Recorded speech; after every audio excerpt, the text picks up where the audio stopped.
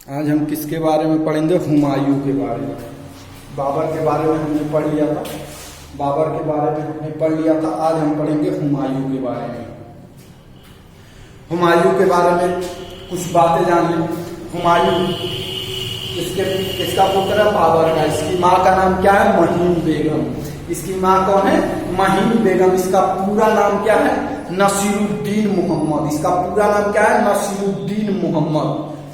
नसीरुद्दीन मोहम्मद हुमायूं का जन्म कब हुआ? 6 मार्च 1508 ईस्वी को काबुल में। अब इसके जन्म की बात करें तो जन्म कब होता है? 6 मार्च 1508 ईस्वी को काबुल में। कहाँ होता है? काबुल में। यानी 6 मार्च 1508 ईस्वी को इसका जन्म होता है काबुल में। 6 मार्च 1508 ईस्वी को इसका जन्म होता है काबुल में। ठीक। ये कितने भाई थे? 4 भाई थे। कौन कौन से? सबसे बड़ा हुमायूं था, उसके बाद से कामरान, अस्करी, हिंदाल। और हुमायूं के बारे में कहा जाता है कि इसको तुर्की, फारसी और अरबी का अच्छा खासा ज्ञान था। ठीक है, ये 3 लैंग्वेज का इसको अच्छा खासा ज्ञान था। अब 1530 में बाबर मर जाता है। 1530 में जब बाबर मर जाता है तो उसके बाद इसकी यानी हुमायूं सबसे बड़ा होता है, इसलिए इसका राज्याभिषेक होता है। राज्याभिषेक कब होता है? तो 30 दिसंबर। कब होता है? 30 दिसंबर 1530 ईस्वी को। यानी 1531 से एक दिन पहले, यानी 31 को 31 यानी 31 को लास्ट दिन होता है, तो 30 दिसंबर 1530 ईस्वी को इसका राज्याभिषेक हुआ। जब इसका राज्याभिषेक हुआ कितने वर्ष का था? 23 वर्ष का था। जब ये 23 वर्ष का था उस समय इसका राज्याभिषेक हुआ। ठीक है। जब लेकिन बाबर ने इससे एक बात कही थी कि तुम लोग आपस में मत लड़ना, तुम लोग आपस में मत लड़ना। ये क्या करता है कि जब ये बनता है, जब ये सत्ता में बैठता है तो ये सबसे पहला जो काम करता है मुगल राज्य को बांट देता है। यानी जो मुगल साम्राज्य होता है उसको अपने भाइयों में बांट देता है। यही इसकी सबसे बड़ी गलती होती है। और बाद में जब इसके ऊपर मुसीबत आती है तो इसके भाई इसका साथ नहीं देते हैं, क्योंकि जब बंटवारा होता है तो ये भाई आपस में लड़ते हैं। क्यों? क्योंकि वो चाहता है हमको ज्यादा मिले, वो चाहता है हमको ज्यादा मिले। ये क्या करता है कि तीनों भाइयों को कुछ कुछ हिस्सा दे देता है। जैसे कहने का मतलब जब इसका राज्याभिषेक हो गया इसने क्या किया? जो कामरान था, यानी इसके बाद जो इसका भाई था कामरान था, इसको कहता है कि तुम काबुल, कंधार और पंजाब की सूबेदारी संभालो। यानी काबुल, कंधार और पंजाब इन जगहों की सूबेदारी किसको दे देता है? कामरान को दे देता है। अस्करी को दे देता है संभल की सूबेदारी। संभल की सूबेदारी किसको दे देता है? अस्करी को दे देता है। और हिंदाल को क्या करता है? अलवर की सूबेदारी दे देता है। यानी ये क्षेत्र जो होता है ये इनके अंदर हो जाता है। और ये ले तो लेते हैं लेकिन कहीं ना कहीं ये हुमायूं से नाराज होते हैं। और इसी का देन है कि क्या ये इसकी मदद भी नहीं करते हैं। जब इसके ऊपर मुसीबत आती है तो ये भाग के अपने दोस्त के पास जाता है, वहां शरण लेता है, लेकिन इसका कोई भी भाई इसका साथ देने नहीं आता है। ये सबसे पहली जो लड़ाई लड़ता है वो है कालिंजर का युद्ध। सबसे पहला जो लड़ाई लड़ा है वो क्या है? कालिंजर का युद्ध। कब हुआ था ये? 1531 में। क्योंकि इसमें दिन तो बचे नहीं थे। 1530 में दिन ही कहाँ बचे हैं? अब सत्ता पे राज्याभिषेक होते ही थोड़ी ना युद्ध में उतर जाएंगे। तो 1531 में ये क्या करता है? कालिंजर का युद्ध करता है।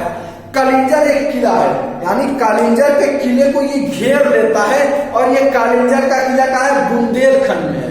कहाँ है? बुंदेलखंड में एक किला है कालिंजर का किला, उसको घेर लेता है। ये बुंदेलखंड में एक विंध्य पर्वत पे है। कहाँ है? विंध्य पर्वत पर। कहाँ है? विंध्य पर्वत पर, बुंदेलखंड में विंध्य पर्वत पर कालिंजर का किला है, उसको घेर लेता है। और उस समय वहां का राजा कौन होता है? प्रतापरुद्रदेव। यानी जो कालिंजर जगह है, ठीक है, उस जगह का राजा यानी वो किसके देख रेख में होता है? वहां का जो राजा होता है प्रतापरुद्रदेव, उससे ये आपस में दोनों भिड़ जाते हैं, इन दोनों के बीच लड़ाई होने लगती है हुमायूं और रुद्रदेव के बीच। ठीक, प्रताप रुद्रदेव और हुमायूं दोनों आपस में लड़ने लगते हैं। लड़ते लड़ते जीतने के कगार पे ही होता है कि अचानक इसको खबर मिलती है। खबर क्या मिलती है कि जो महमूद लोधी है वो बिहार से जौनपुर की तरफ बढ़ रहा है। इसको खबर मिलती है कि जो महमूद लोधी है वो बिहार से जौनपुर की तरफ बढ़ रहा है। इसलिए ये क्या करता है, रुद्रदेव से संधि कर लेता है। जो प्रताप रुद्रदेव थे उनसे संधि कर लेता है, और संधि करने के बाद ये किससे लड़ने चला जाता है, महमूद लोधी को रोकने चला जाता है। ठीक, उसके बाद से अगला ये लड़ता है चुनार का घेरा। अगला क्या करता है ये, चुनार का घेरा। चुनार का घेरा अगला कौन है, चुनार का घेरा। ये कब करता है, 1532 में। कब करता है, 1532 में। 1532 में ये क्या करता है, हुमायूं क्या करता है, चुनार का घेरा करता है। यानी चुनार एक किला है, उस किले को ये क्या करता है, घेर लेता है, और वो किसके अधीन होता है, शेर खां के अधीन। यानी ये जो चुनार का घेरा है ये किसके अंतर्गत होता है, किसके अंडर होता है, तो शेर खां के अंदर होता है। ठीक है, तो ये क्या करता है कि ये इस पे घेरा बना लेता है यहाँ युद्ध लड़ने के लिए। और युद्ध किसके किसके बीच होता है, हुमायूं और शेर खां के बीच, क्योंकि शेर खां के अधीन ये था किला। चुनार का जो किला था ये शेर खां के अधीन था। ये वही शेर खां जो बाद में शेरशाह सूरी बन जाता है। ठीक है, तो ये क्या करता है कि ये दोनों आपस में लड़ते हैं। जब ये दोनों लड़ने लगते हैं, जब ये आपस में लड़ते रहते हैं, उसी समय यानी उसी समय इसे पता चलता है कि जो बहादुर शाह है, ठीक है, ये गुजरात में काफी अपना दबदबा बढ़ा रहा है। ठीक ना, ये गुजरात में अपना दबदबा बढ़ाना आरंभ कर दिया है। अब उधर से ये काफी तेजी से बढ़ रहा है, और उसी में यानी इसी समय इसे आपने सुना होगा कि राखी, एक रानी थी करड़ाओ की, उसने राखी भेजा था, वो इसी को भेजा था और इसने एक्सेप्ट भी किया था। हुमायूं को ही रानी करड़ाओती क्या करती है, राखी भेजती है और उसको ये एक्सेप्ट भी करता है। ठीक है, और ये वहां जाता है और उसके बाद से ये किससे लड़ता है, बहादुर शाह से लड़ता है। लेकिन जब जाने लगता है तो उससे पहले ये क्या करता है, शेर खां के साथ संधि कर लेता है। शेर खां से संधि करने का मतलब नाम मात्र शर्तों पर ये संधि कर लेता है। जैसे कहने का मतलब कि मैं आपको अपना जमीन दे रहा हूं फसल उगाने के लिए, और कह दे रहा हूं कि ऐसा है कि आप इसमें से कुछ हिस्सा हमको दे दीजिएगा, जो आपको समझ में आएगा दे दीजिएगा। इस तरह से यानी नाम मात्र की अधीनता स्वीकार कर ली इसने, और इसी पे उसने संधि कर ली है। इसकी सबसे बड़ी गलती है। ठीक, उसके बाद से ये कहां चला जाता है, बहादुर शाह से लड़ने। बहादुर शाह को बहादुर शाह से लड़ता भी है, उसको भगा भी देता है। ठीक है, इसके बाद आता है चौसा का युद्ध 1539 में। इसके बाद से आता है चौसा का युद्ध 1539 में।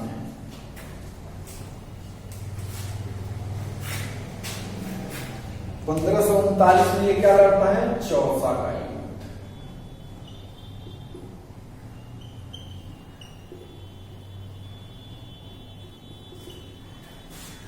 चौसा का युद्ध कहां लड़ता है, ये बिहार में। ये चौसा का युद्ध कहां होता है, बिहार में। अब 1539 में जो चौसा का युद्ध होता है ये किसके किसके बीच होता है, हुमायूं और शेर खां के बीच। अब जब हुमायूं और शेर खां दोनों सेनाएं आमने सामने होती हैं, तो वहां एक सीवर होता है।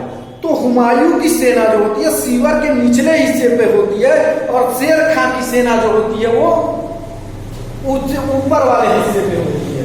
यानी ये सीवर के निचले हिस्से पे होता है और वो सीवर के ऊपर वाले हिस्से में होता है। और शेर खां को उसके बारे में काफी अच्छी नॉलेज होती है, इसलिए वो क्या करता है, युद्ध को विलंब करते जाता है। यानी दोनों सेनाएं आमने सामने खड़ी तो रहती हैं, लेकिन लड़ती नहीं है। ऐसा करते करते लगभग 3 महीने बीत जाता है। कितने महीने बीत जाता है, लगभग 3 महीना बीत जाता है। और ये सब आमने सामने तो खड़े रहते हैं, लेकिन लड़ते नहीं है। अब ये 3 महीने तक आपस में लड़ते नहीं है, सब एक दूसरे के आमने सामने खड़े रहते हैं और इसका ज्यादा फायदा किसको मिलता रहता है? शेर खां को। क्योंकि शेर खां जानता है कि जब बारिश आएगा तो ये रिवर के निचले हिस्से पे हैं, इनके सामने दिक्कत आ जाएगी, ये लोग भाग खड़े होंगे और इसका हम भरपूर फायदा उठा लेंगे। और ऐसा ही होता है, 3 महीने के बाद काफी वर्षा होती है और बाढ़ आ जाती है। जब पानी चलता है तो इसकी जो हुमायूं की सेना होती है इसमें हड़बड़ी मच जाती है, और जब हड़बड़ी मच जाती है तो ये भागना, मतलब जब जब पानी उधर से चलता है तो सेनाओं में हड़बड़ी मचती है। सेनाओं में जब हड़बड़ी मचती है तो सेना इधर उधर भटकती है, कोई इधर भागता है, कोई उधर भागता है अपनी जान बचाने के लिए। इसी का फायदा कौन उठा लेता है? शेर खां। शेर खां इसका फायदा उठाकर रात में आक्रमण कर देता है, दिन में नहीं। इसका कब आक्रमण करता है? रात में आक्रमण कर देता है, और उसमें क्या होता है? शेर खां जीत जाता है, और इसी के जीतने के बाद शेर खां शेरशाह की उपाधि धारण करता है। कहने का मतलब इसमें किसी तरह से हुमायूं अपना जान बचाता है, जान बचा के वहां से निकलता है, और निकलने के बाद ये कहां पहुंचता है? आगरा पहुंचता है। यानी चौसा के युद्ध में क्या होता है कि जब बाढ़ आती है और रात में ये हमला कर देता है शेर खां, ठीक है, तब ये हुमायूं किसी तरह से अपनी जान बचा के वहां से भागता है। भागने के बाद ये कहां पहुंचता है? आगरा पहुंचता है। ठीक, अब आगरा पहुंच के ये कौन सी लड़ाई लड़ेगा? कन्नौज का युद्ध। और चौसा का युद्ध जीतने के बाद ही शेर खां ने कौन सी उपाधि धारण की थी? शेरशाह की। अगला देखते हैं कन्नौज का युद्ध।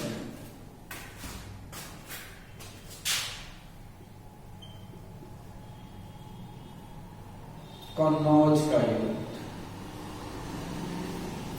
कन्नौज के युद्ध की बात करें तो ये कब हुआ था? 1540 में। 1540 में कन्नौज का युद्ध हुआ था। जब ये कहां से? चौसा के युद्ध से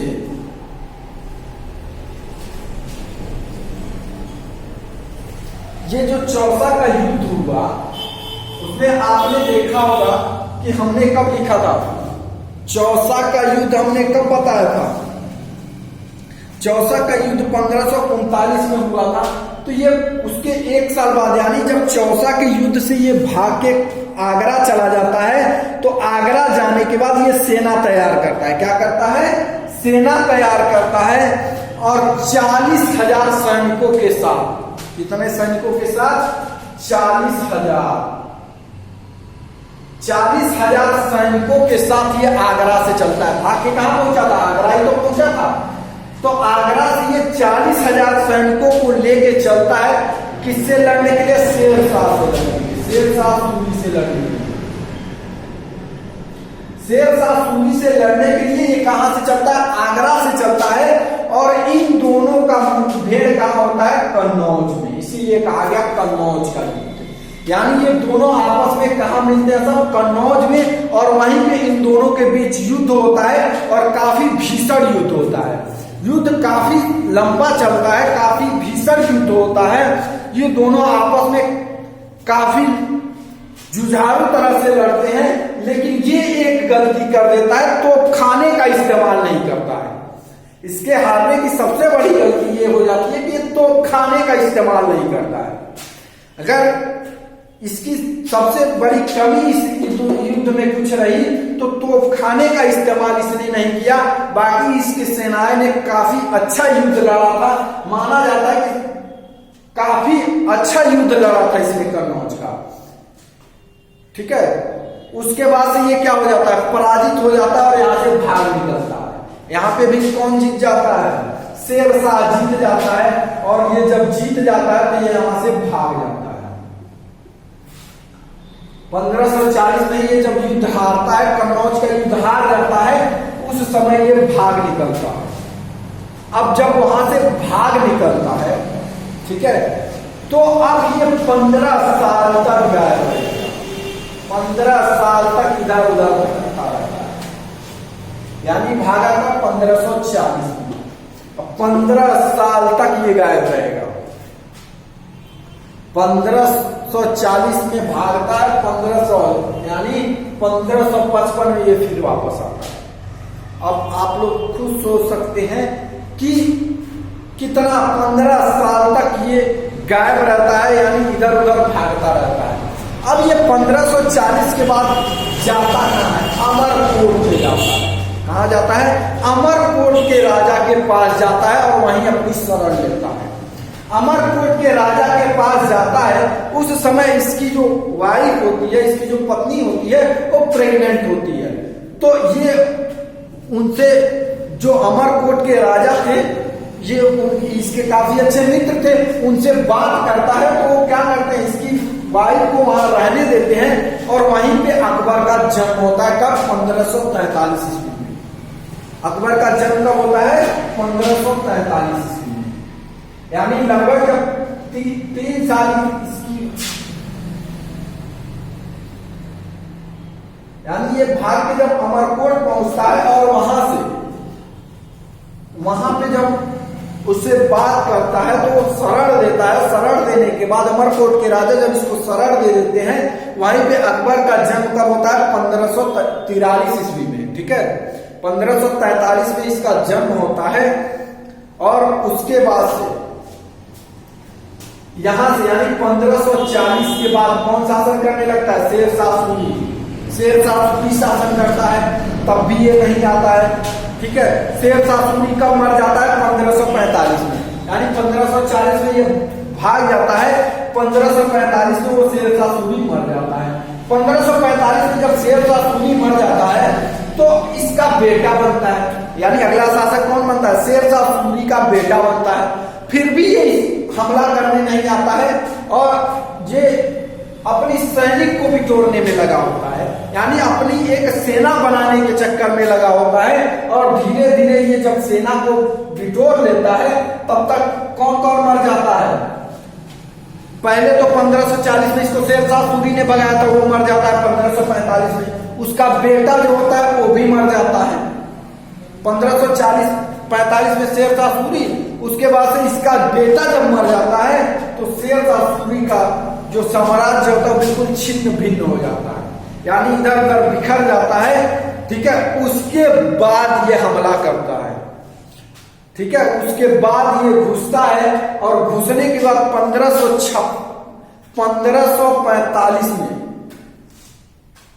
जब इसका राज्य छिन्न भिन्न हो गया, तब ये क्या करता है? तब ये आता है दिल्ली में। तब ये कहां आता है? दिल्ली में।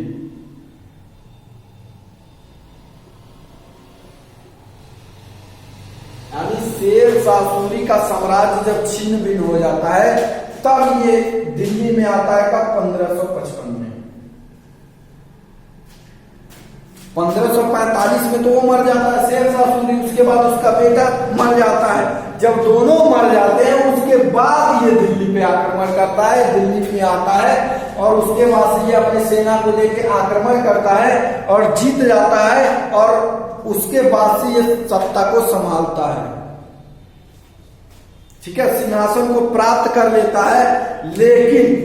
लेकिन होता ये है कि जनवरी 1556 में, अब क्या होता है कि जनवरी 1556 में